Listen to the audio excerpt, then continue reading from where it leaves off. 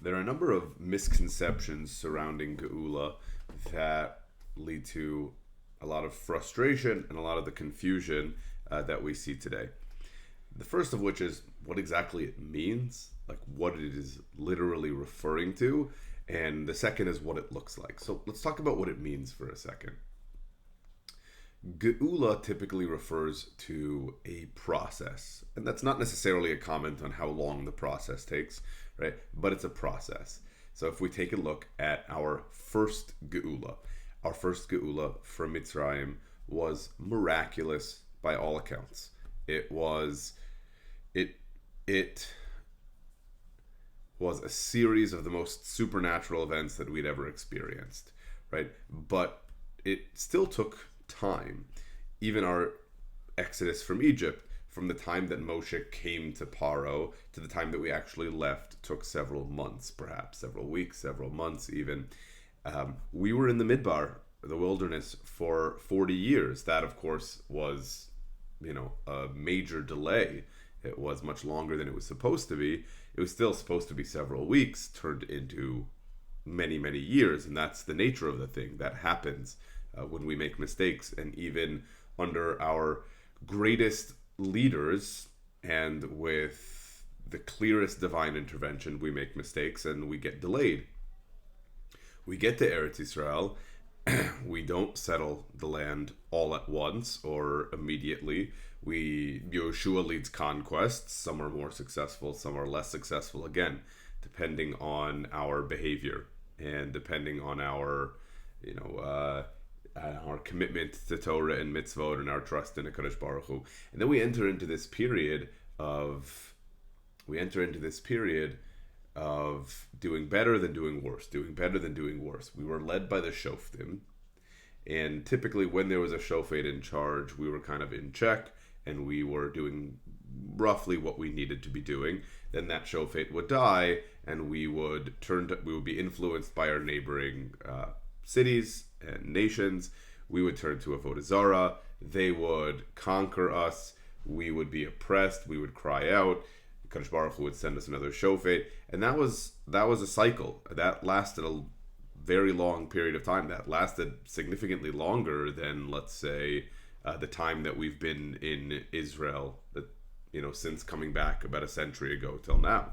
So we need to internalize, we need to understand that this is a process. Even when the Kadosh Baruch Hu's involvement is clear, and we have Nevi'im, and we have Shoftim, and we have Nisim, it's a process, and it takes time.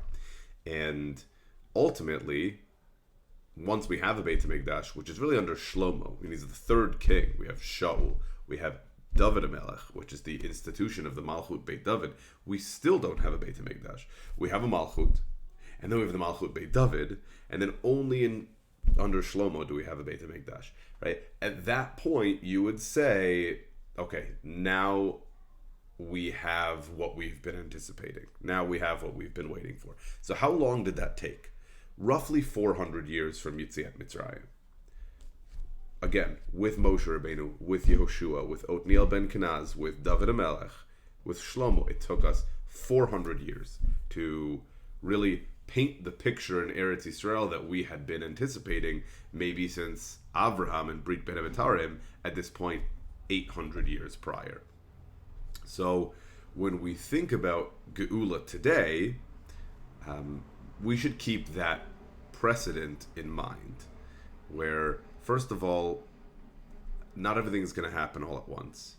And when it doesn't happen all at once, even if it takes 10 years or 100 years or 400 years, that's not exactly abnormal.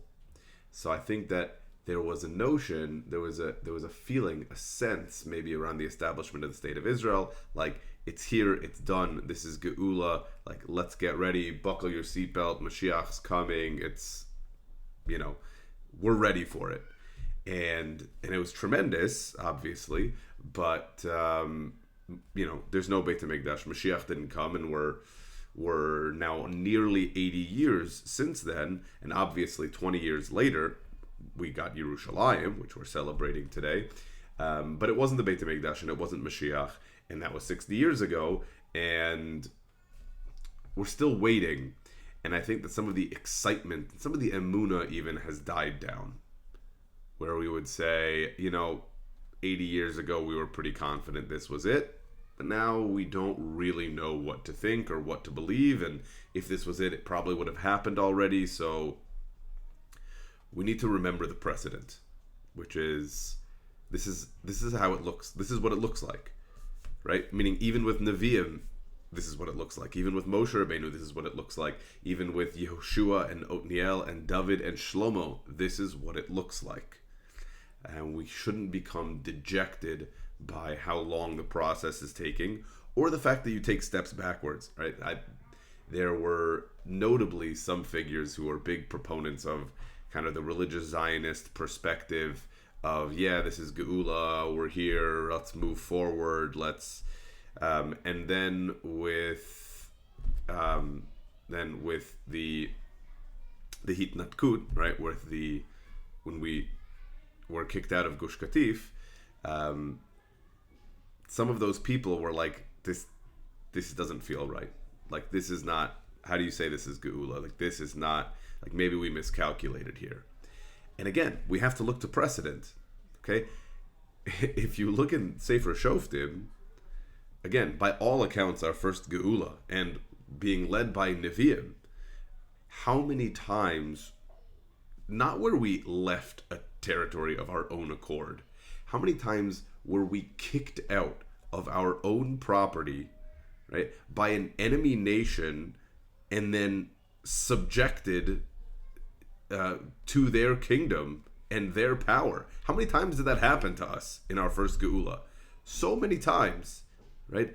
If anything even close to that happened today, that would be seen as the ultimate blow to the religious Zionist notion that we're experiencing Geulah. It's like, oh, we're experiencing Geulah? How is it that this nation conquered us and now we're serving them? And it's like, that happened 10 times in Sefer Shoftim. Was that not Geulah?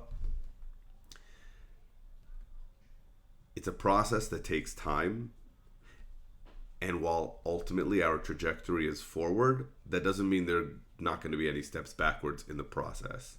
And that's not some, overly optimistic projection of a religious Zionist. That's just precedent. It's clear as day in the first Geulah from Mitzrayim. Also, if you learn the surrounding stories of the second Geulah, Daniel, Esther, Ezra, Nehemiah, the Nevi'im, Chagai, Zechariah, Malachi, the relevant pieces of Divrei Yamim, it happened then too. Okay, it took us 200 years, not exactly. It took us 200 years to have independence in the land the second time we came back. Okay, and at first when we built the Beit HaMikdash, it was not exactly a stunning structure. And the person who did make it look nice was Herod. Okay, right? So all the talk that we have of it should be here, or the involvement of irreligious Jews in this process, we're acting like this hasn't happened before. This is the only way it's happened before, and it's surprising almost that we're convinced that it should look different.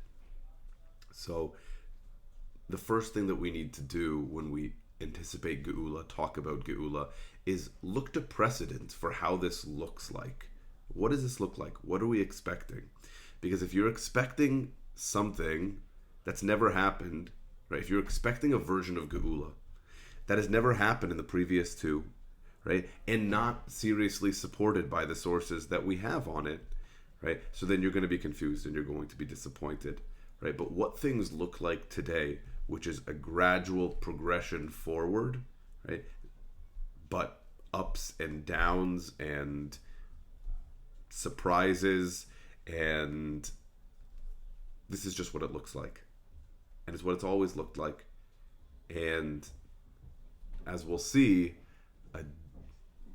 a clear familiarity, right, like an intimate familiarity with the text and with the sources that talk about these events, right, should have prepared us for the fact that this very well might be how it looks like. And if we get that, then we learn how to process and we learn how to see and understand what we are experiencing today.